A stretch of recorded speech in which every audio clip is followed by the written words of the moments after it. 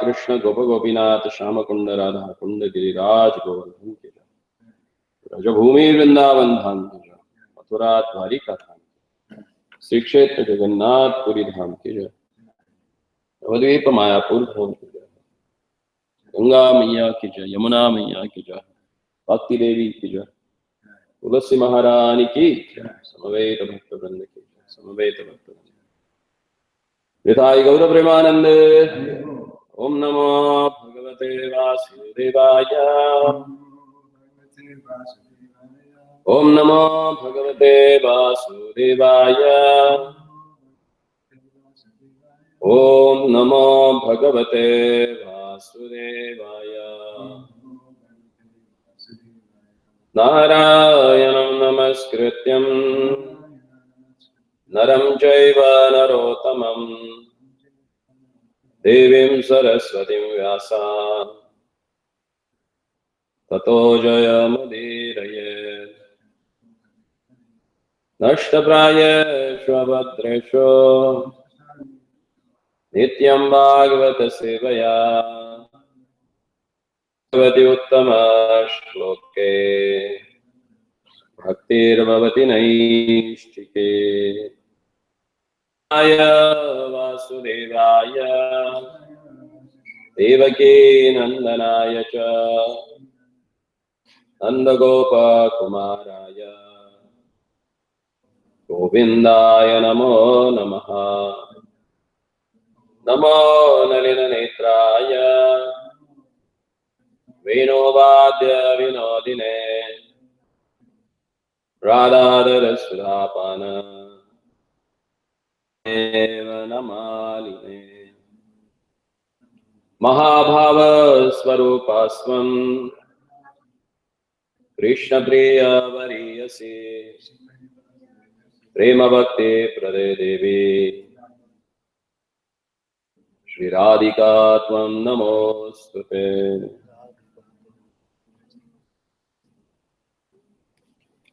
Reading from Srimad Bhagavatam, Canto 2, Chapter 8, question by the Parikshit, by King Parikshit. Text number 21. Samplavas sarvabhutanam vikrama pratish karmana karmaha ishta purastasya kamayanam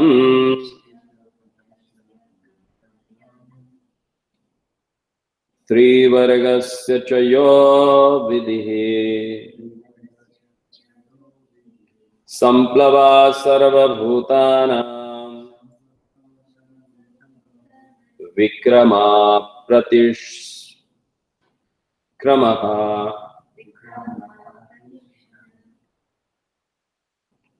इष्टापुरतस्य काम्यानां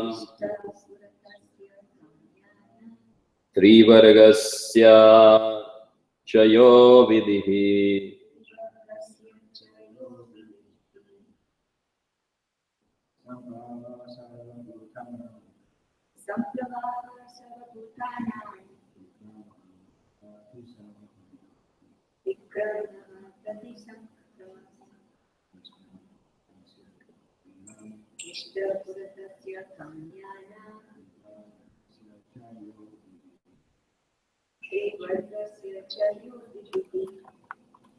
संप्लवा सर्वभूतानां विक्रमापति संक्रमः इष्टापुरस्तस्य काम्यानां त्रिवर्गस्य च यो विधिः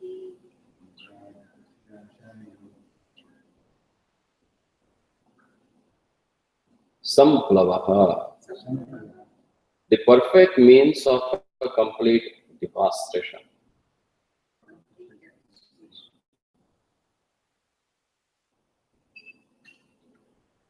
Sarva Bhutanam, of all living beings. Vikramaha, specific power of or a situation. Pratisankramaha, ultimate destruction.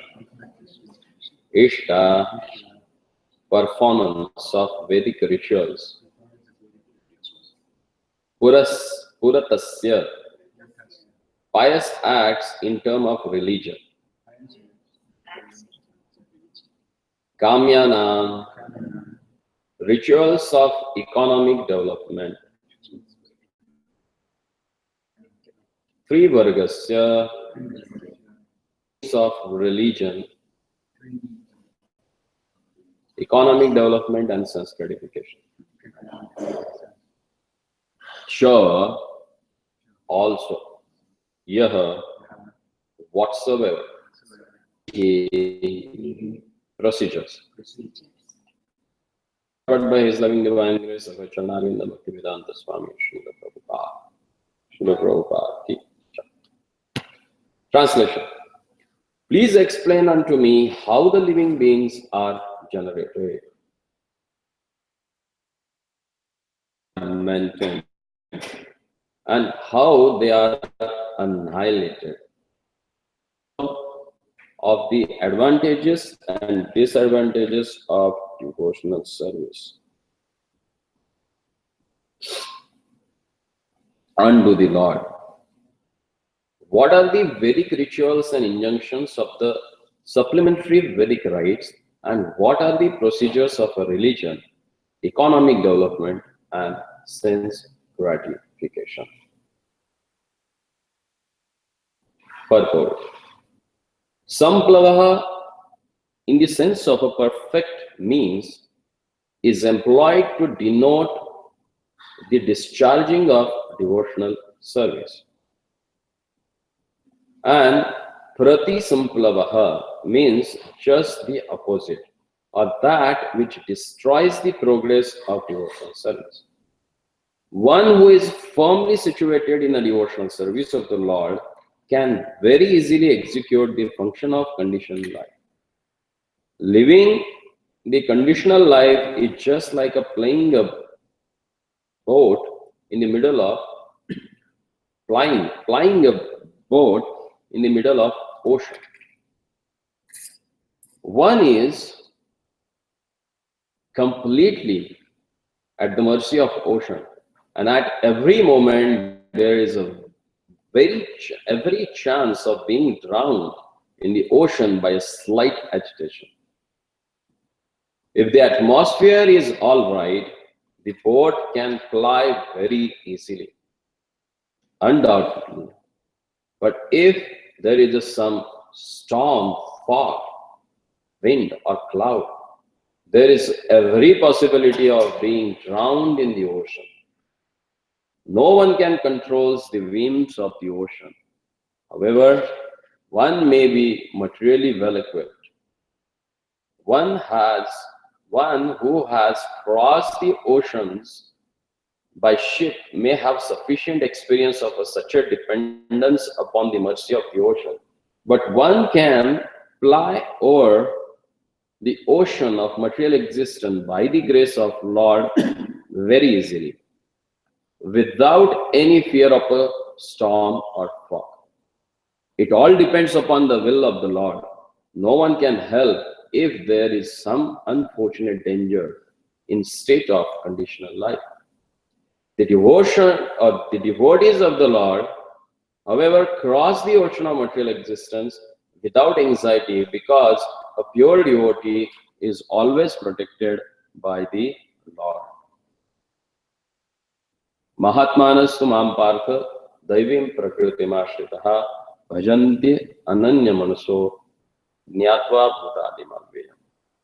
O son of Parth, those who are not deluded, the great souls, are under the protection of the divine nature. They are fully engaged in devotional service because they know me as the Supreme Personality of the Godhead, original and inexhaustible.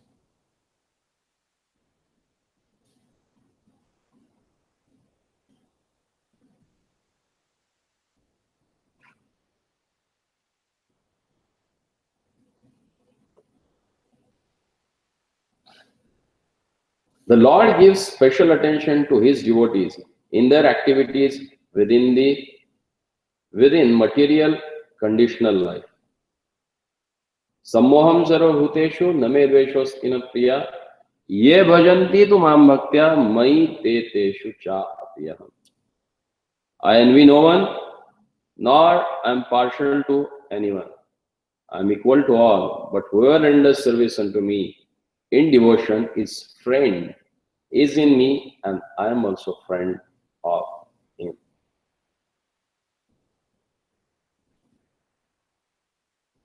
So this is how Lord gives this special attention to his devotees.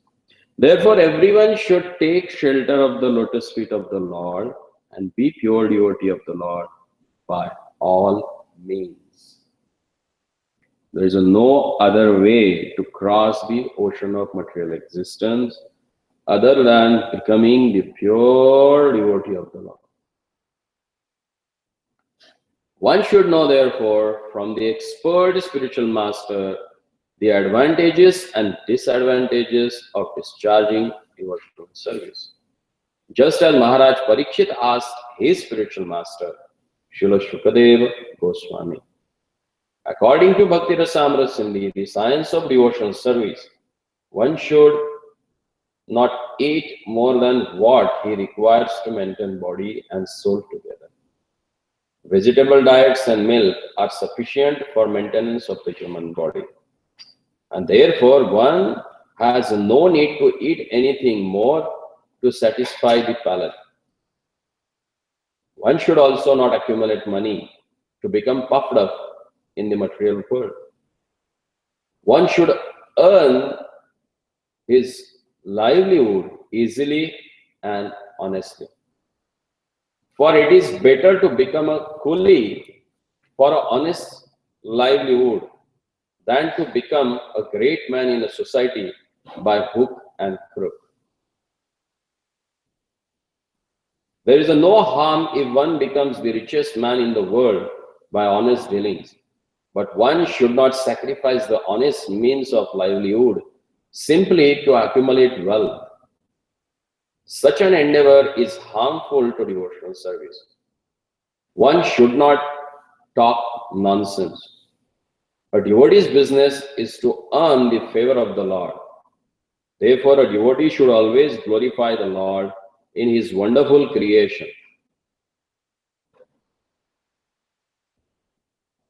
A devotee should not decry the creation of the Lord,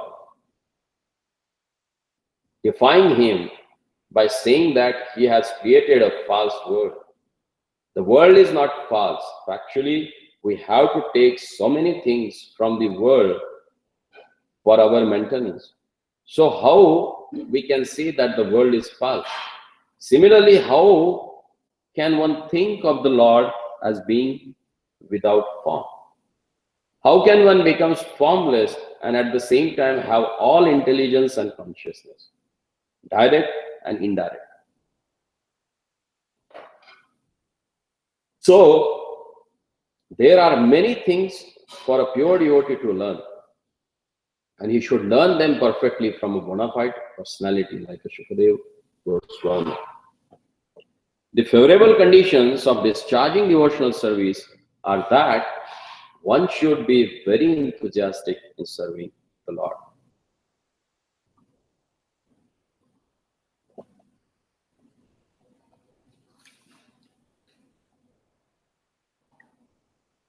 The Lord, in his form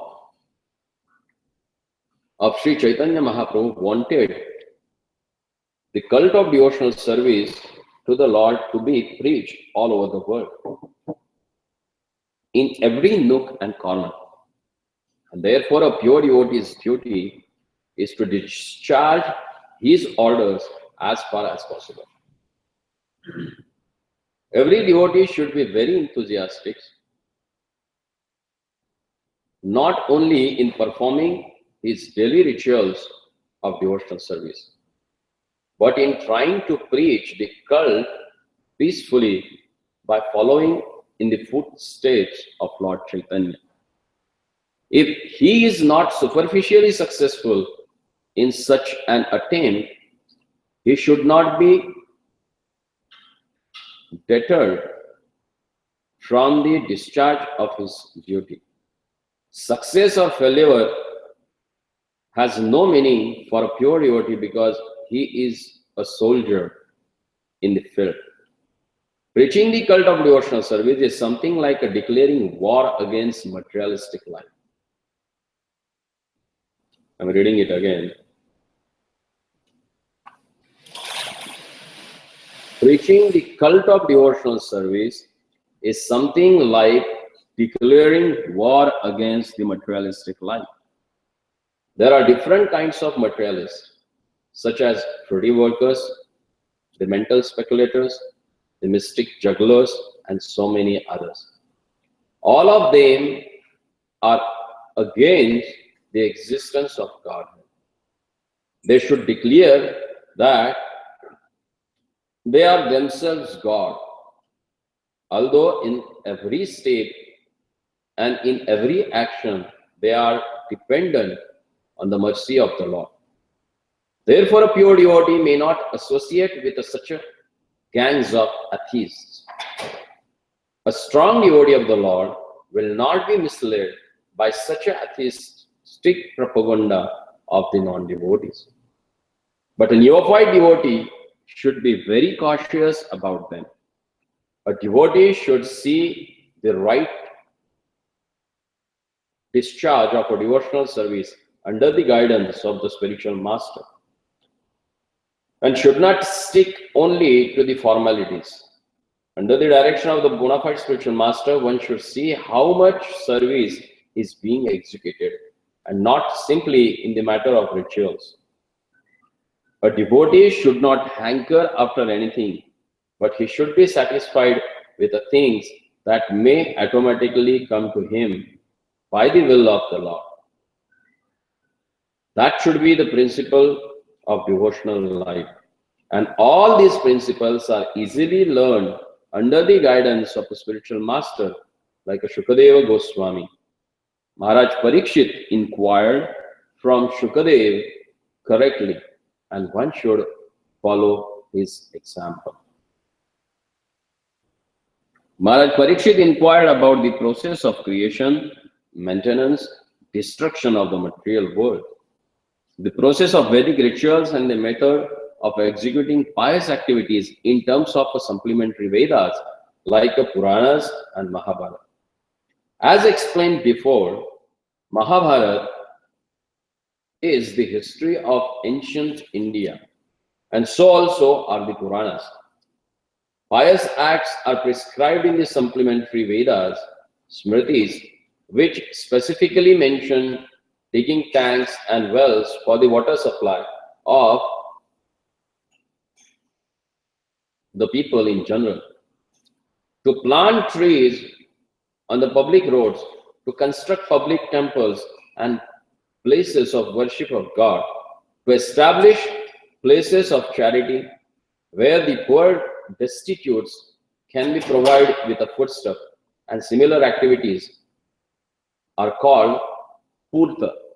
Similarly, the process of fulfilling natural desires for sense gratification also inquired about by the king of the benefit of all concerned. By the king for the benefit of all concerned.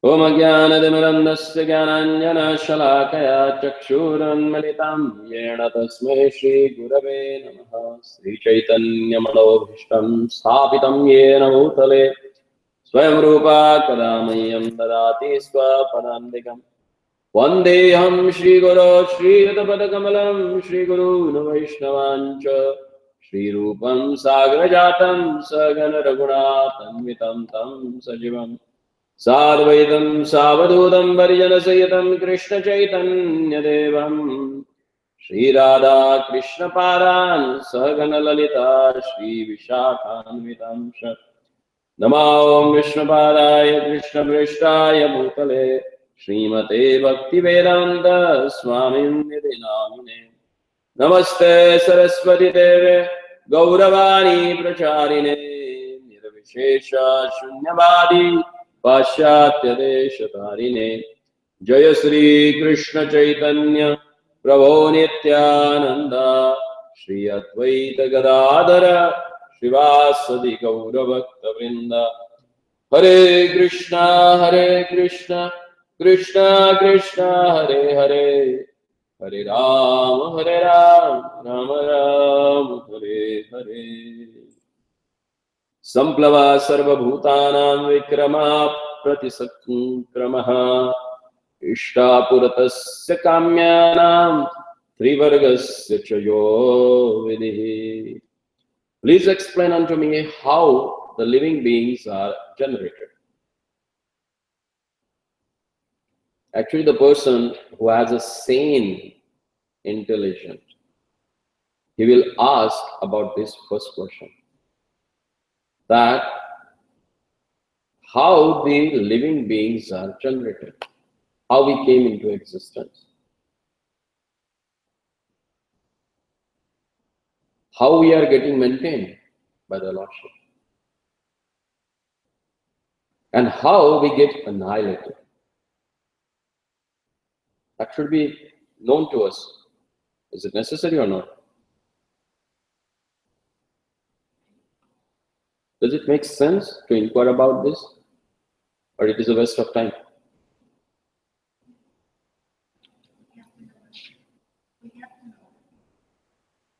Being an intellectual human being or being a human being, one should inquire for this. Otherwise, all other inquiries are useless.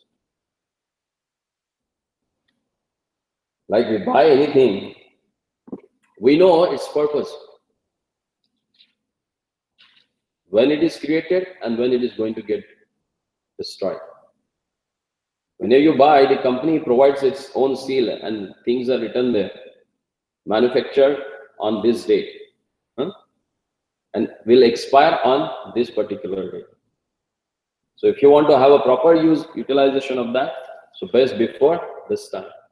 So same way, one should inquire about oneself. When I came into the existence, who is maintaining me and how I am getting maintained here, and what will be the point of my annihilation.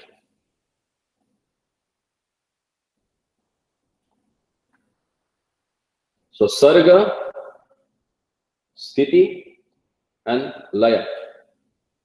Creation, maintenance and destruction. That happens with the material nature. Then he inquires about, during this process, if someone renders a devotional service to the Lord, then what are the benefits and disadvantages, or advantages and disadvantages of rendering service to their Lordship? Quite surprising that Maharaj Parikshit is asking, what are the disadvantages of rendering devotional service? What do you think? What will be the disadvantage of rendering devotional service? Huh? No reason at all? If I want to enjoy separate from the Lord, if I render devotional service, will I be able to do that? It may look like it.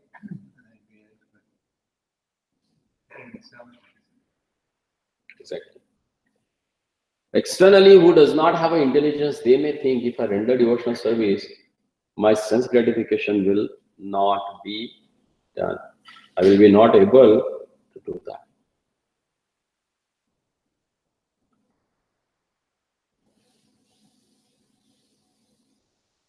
Then what are the Vedic rituals that one has to do or one has to perform?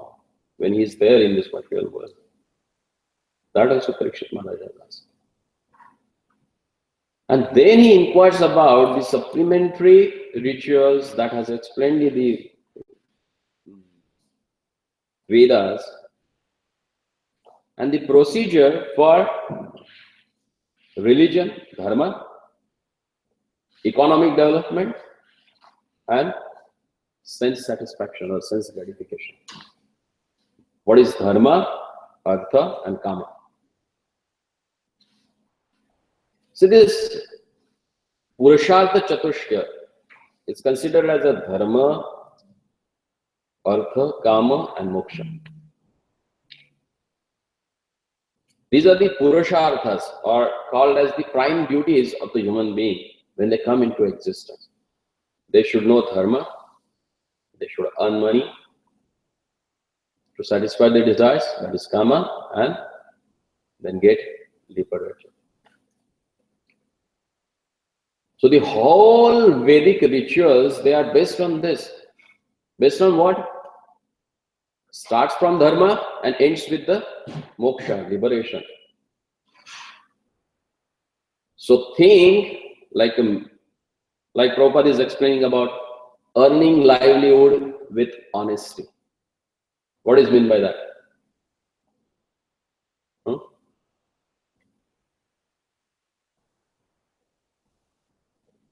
Prabhupada says it's better to be kuli, to have your honest income, rather than becoming a rich person by any hook and crook, by sucking blood out of people.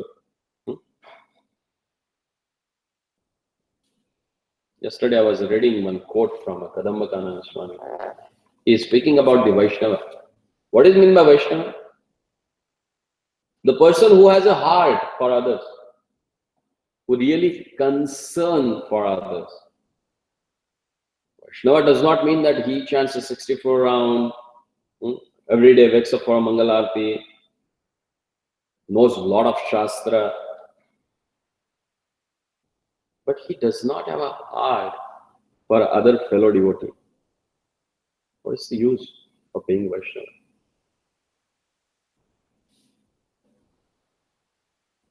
Surat, he is considered as an intimate friend and well-wisher to everyone.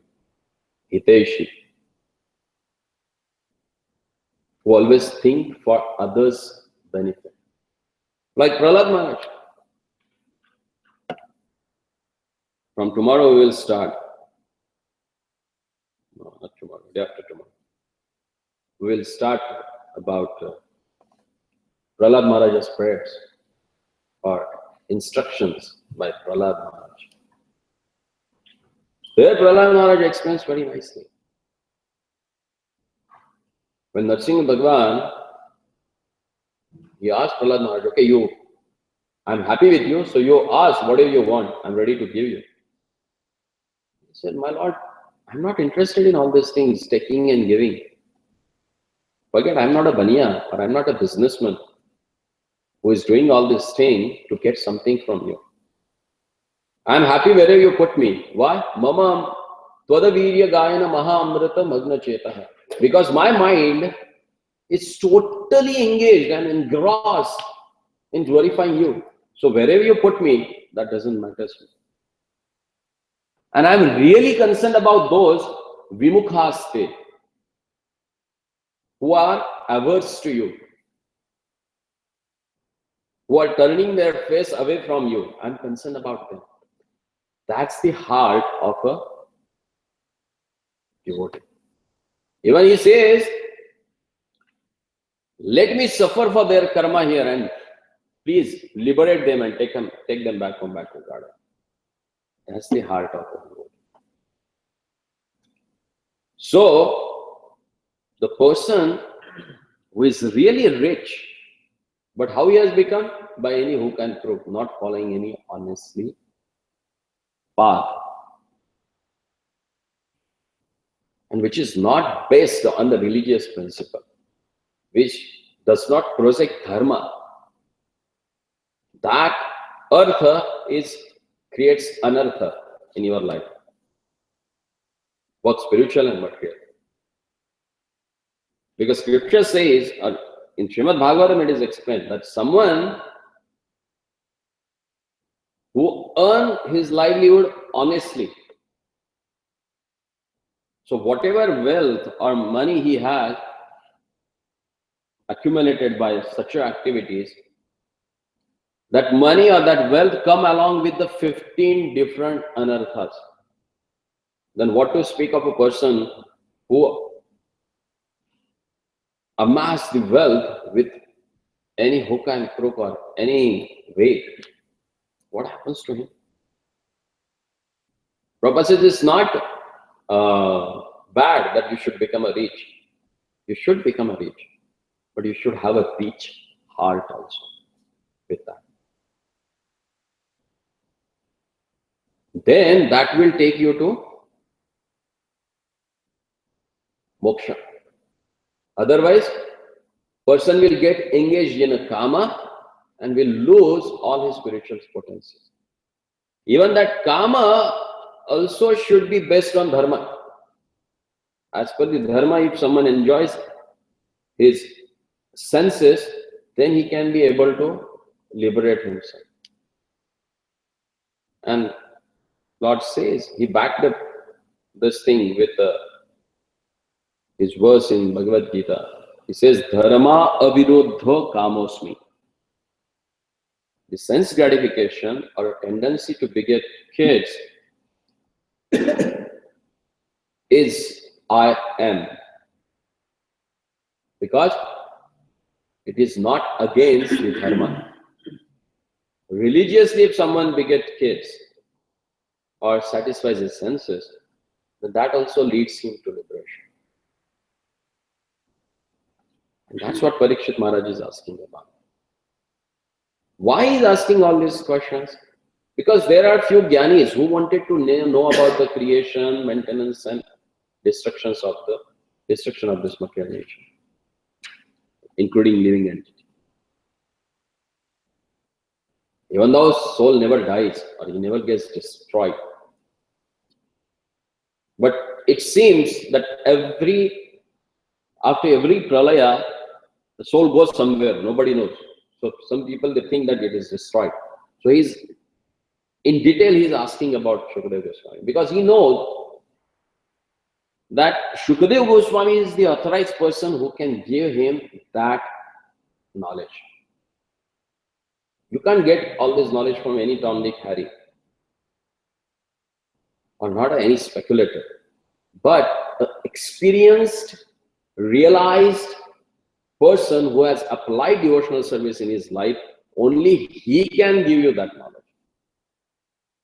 Or the true representative of the Lord. No one else.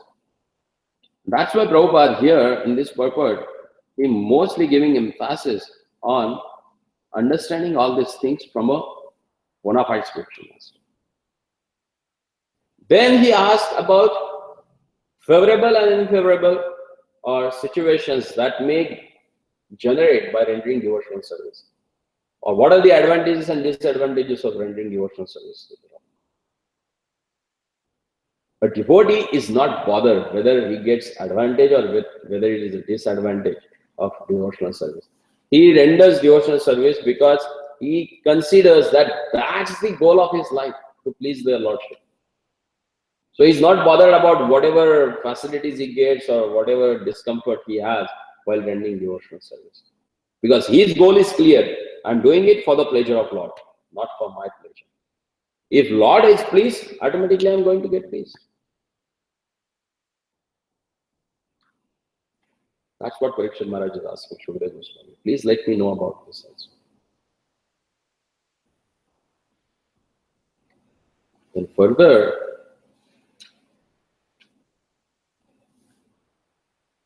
it is explained that a strong devotee of the Lord will not be misled by atheistic propaganda of non-devotees. But the neophyte devotee should be very cautious about them. A devotee should see the right discharge of devotional service under the guidance of a bona fide spiritual master and should not stick only to the formalities. Sometimes people, they do all religious activities as a formality. Because I am born in India, my parents were pious. So, as a formality, I have to do this. No. A sincere person, he does the things not as a formality, but as considering it its own duty that he has to perform.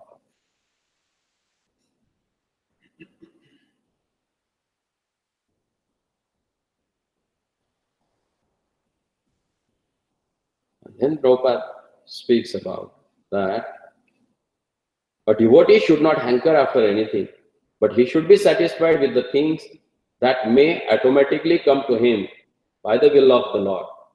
And that should be the principle of devotional life.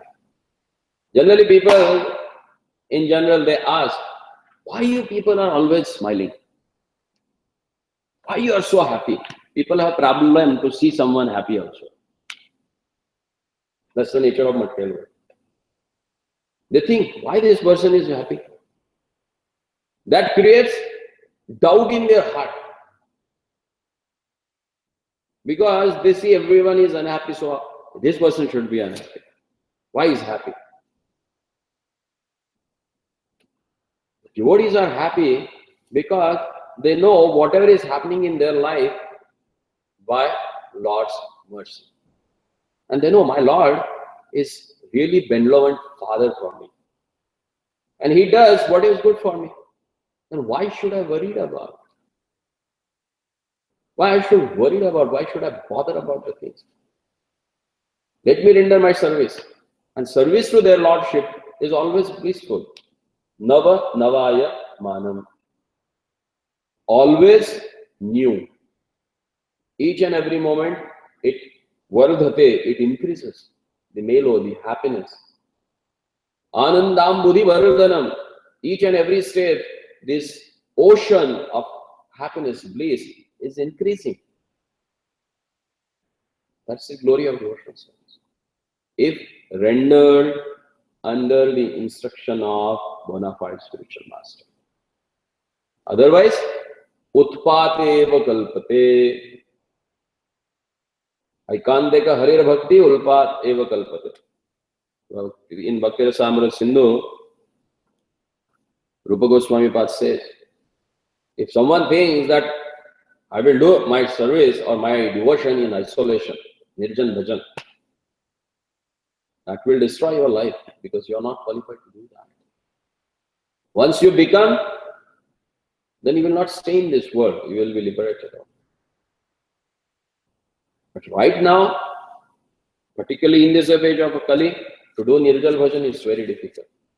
That's why it is said that we should do Sankirtana. We should chant together. We should glorify the Lordship together.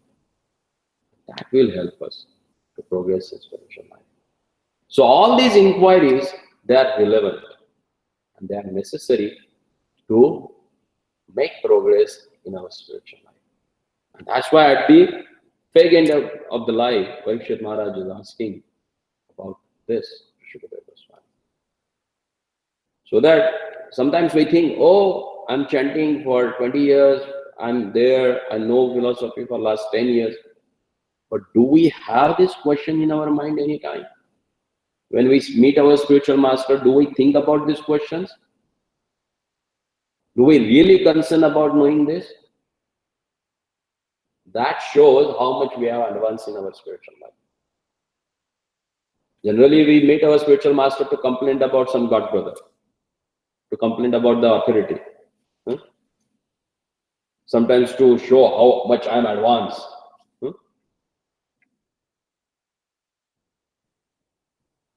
Can you imagine? Parikshit Maharaj is asking such a questions. That means definitely he was knowledgeable or not. But still, projecting himself as a dumb, as he does not know anything, he is inquiring for Shukadeva Goswami. In our Guru Disciple course, we will discuss about one particular quality of a disciple. What is that? Okay, what are the qualities of disciples that we discussed? What's that? Compassionate. Okay. The most foremost quality of a disciple is that he considers himself as a fool in front of the spiritual master. He may be a PhD holder, or maybe this, or maybe that. But whenever he goes in front of his spiritual master, he considers himself as a fool number one. And that's why when Prabhupada says, these fools and rascals, you enjoy that. If someone else says, you get angry. Why? Because he's a spiritual master. When he says you are a fool and rascal, you are. You have to just submissively accept that and follow his instruction. If someone else says, then we go to his ancestors to make them whole. Forget about that person. We go generation back and make him whole, the dynasty whole. But when a bona fide spiritual master does that, it touches your heart and it makes you humble. So, the first quality of understanding the spiritual knowledge from the bona fide spiritual master is to consider ourselves as a fool in front of them and just follow what they have said. Prabhupada said, you go and preach. In the beginning they said, Prabhupada, we don't know anything. He said, just read whatever I wrote and just speak whatever I have spoken. Don't add, don't subtract. Present as it is. That will be preaching.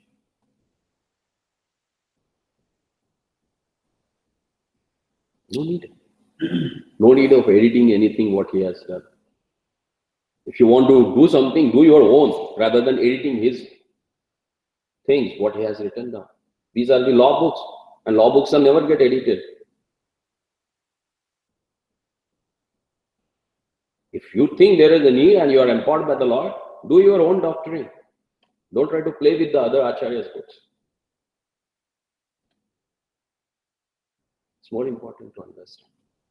That means we are considering more scholar than our own spiritual master. That is known as a Maryada Vyatikrama, as per the Srimad Bhagavatam. Presenting ourselves more intelligent than our seniors. That is also offense.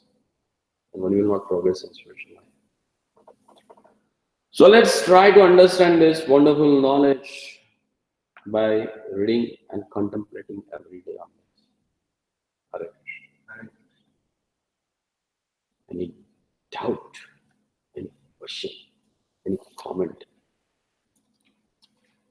Yes, Maharaj.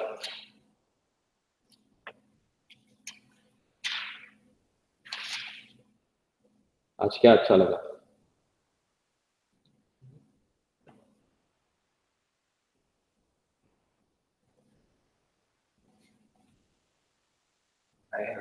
I don't have a very good memory. Okay, no worries. You can remember holy name. That's it. Rest of the things will be taken care of. I'm looking at this text. This canto. And it seems to me that if I did this canto, I'd be doing everything I'm supposed to do. Sorry? This canto seems to be so complete. If I observe, follow the direction of this canto,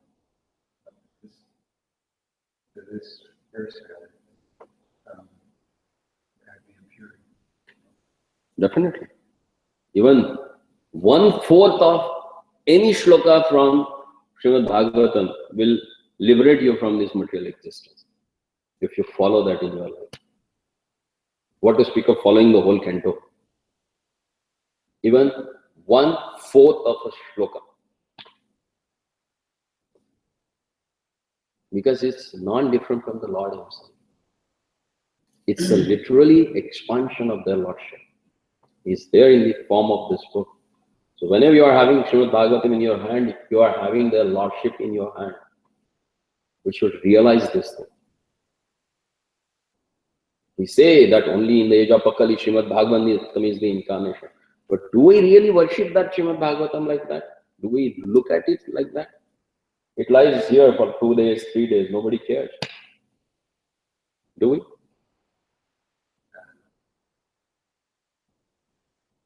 Then what to speak of teachings in that? Even Padma Puran in Bhagavat Mahatmya it is said, if someone just takes the Srimad Bhagavatam, keeps, offers flowers, arti and worships that, he will get liberated. Whether he is literate or illiterate, whether he reads or not. But if he shows at least respect it as a Lord himself, he will go back on that. We were at Scots Community College on Monday, and there's a lecturer, the teacher there. He comes here occasionally on Sundays. He comes about 7 to 8 times a year minimum. And he had his briefcase open there, and he had the first canto of Srimad Bhagavatam in his briefcase. Very impressive that he was carrying the Lord with him. Yeah. He had cancer. He almost passed away, and he survived. He didn't come here for about 8 or 9 months because he was taking chemo and all that. He's lost a lot of weight. He's really skinny. But we were impressed. Prabhu noticed he had